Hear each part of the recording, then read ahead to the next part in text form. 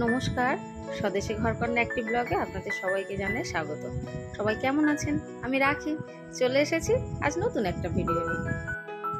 আজ মঙ্গলবার, ঘড়িতে এখন 1টা মতো বাজে। আজ আমাদের পাশে এক নিমন্ত্রণ বাড়ি আছে, সেখানে যাওয়ার প্রস্তুতি চলছে। কাল রান্না পুজো হয়েছে আর আজ পান্না। আমার এক বান্ধবী নিমন্ত্রণ করেছে, বেশি দূর না, আমাদের বাড়ি থেকে কাছাকাছি। আমি ভাড়া থাকতাম ওই দিদিদের পাশাপাশি। দিদি আমাদেরকে নিমন্ত্রণ করেছে, ওখানে যাব। চলুন রেডি হয়নি, এই জামাটা পরবো, এই জামাটা পরবো। গরম তো, আর এখন দুপুরবেলা অনেকটা রোদ্দুরে যাব, তাই একটু এই জামাটা পরবো, একদম হালকা সুতির জামা। তো চলুন রেডি হয়নি, আমি রেডি, আমি বেরিয়ে যাই। এই যে আমি পুরোপুরি রেডি হয়ে গেছি, চলুন আর দেরি করবো না, এবার বেরিয়ে পড়বো। ছেলেও ওদিক রেডি হয়ে নিয়েছে, চলুন টুকটুক করে এবার বেরোনো যাক। এই যে মা ছেলে টুকটুক করে বেরিয়ে পড়েছি। আর বন্ধুরা কি বলুন তো, হিন্দুদের না 12 মাসে 13 পার্বণ, তার মধ্যে কিন্তু একটা ঐতিহ্যপূর্ণ পার্বণ হলো রান্না পূজা। এই যে রাস্তাতে যেতে যেতে এই মন্দিরটা চোখে পড়লো, কত সুন্দর দেখুন, মন্দিরটা নতুন তৈরি হচ্ছে। বন্ধুরা আপনারা অনেকেই জানেন, বছরে 2বার কিন্তু অরন্ধন উৎসব পালন করা হয়। একটা হয় সেই মাঘ মাসে সরস্বতী পুজোর সময়, আর আরেকটা কিন্তু এই ভাদ্র মাসের সংক্রান্তিতে, যেটা আবার মনসা পুজো হিসাবেও এদিকে প্রচলিত আছে। এর নিয়মগুলো না ভীষণ নিষ্ঠাভাবে পালন করা হয়। এই যে আপনাদের সঙ্গে কথা বলতে বলতে চলে এসেছি আমার বান্ধবীর বাড়ি। গেটে দেখুন কি সুন্দর দুটো কলা গাছ দিয়ে ঘর দিয়ে সাজিয়েছে। চলুন এবার ভিতরে ঢোকা যাক। আর এই যে আমার বান্ধবী ভীষণ ব্যস্ত, বাড়িতে লোকজন ভর্তি, আর আমাদের তাই বকছে যে এত দেরিতে কেন এসেছি। বন্ধুরা কি বলুন তো, অনেক সময় নিজের রক্তের সম্পর্ক থেকেও না এরকম হৃদয়ের সম্পর্ক অনেক আপন হয়ে ওঠে। প্রণাম করে খা। তারপরে এই যে আমাদের সমস্ত কিছু খেতে দিয়ে দিয়েছে। এই যে ছেলে বসে গেছে, আমিও নিয়ে বসেছি। প্রথমে দিয়েছে এটা পূজার প্রসাদ, তারপরে ওই যে ওদিকে কত রকমের যে তরকারি আপনাদের কি বলবো, বিভিন্ন রকমের ভাজা, ঘন্ট, কচু শাক, বিভিন্ন রকমের তরকারি, তার সঙ্গে মাছ ভাজা। এই যে ছেলে খাওয়া শুরু করে দিয়েছে, চলুন আমিও খাওয়া শুরু করে দিই।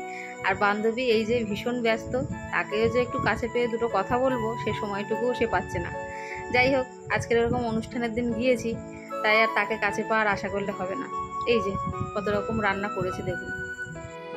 বন্ধুরা আমাদের এখানে বিশ্বকর্মা পূজার ঠিক একদম আগের দিন রাতে মনসা ঘট বসিয়ে তাতে বিশেষ পুজো করা হয়। আর এই দিন রাতে প্রায় সারা রাত জুড়ে চলে রান্নাবান্না, আর তার পরের দিন হয় পান্না। সেটাকেই এই নিমন্ত্রণ করে প্রত্যেক মানুষজন তার আত্মীয় স্বজন দিয়ে খাওয়া দাওয়া হয়। খাওয়া দাওয়া করে আমরা এই বসে আছি। এই যে খাওয়া দাওয়া করে আমরা অনেকক্ষণ ওখানে বসে সময় কাটালাম, তারপর বেরিয়ে পড়েছি। আর ওই যে আপনাদের কি দেখাচ্ছে বলুন তো, আপনারা ঠিক দেখতে পেয়েছেন কিনা জানি না, দূরে না প্রচুর কাশফুল ফুটেছে। ওই যে দূরে একদম সাদা ধপধপ করছে কাশফুল, দেখলেই মনে হয় ওই যে পুজো পুজো একটা গন্ধ।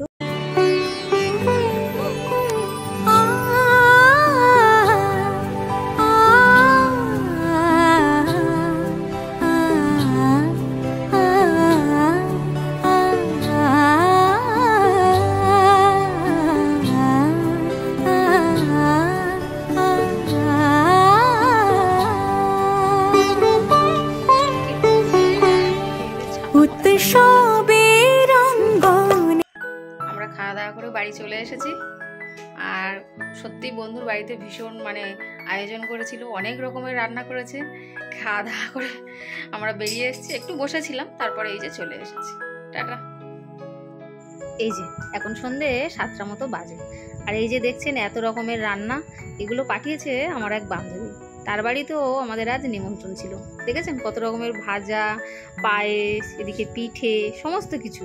আর এই যে হাঁড়িটা দেখছেন, হাঁড়ি ভর্তি পুরো পান্তা পাঠিয়েছে। আসলে কি বলুন তো, এক জায়গায় খেয়েছি, তারপরে আর ভালো লাগে, কতবারই যাব, প্রচুর জায়গায় নিমন্ত্রণ।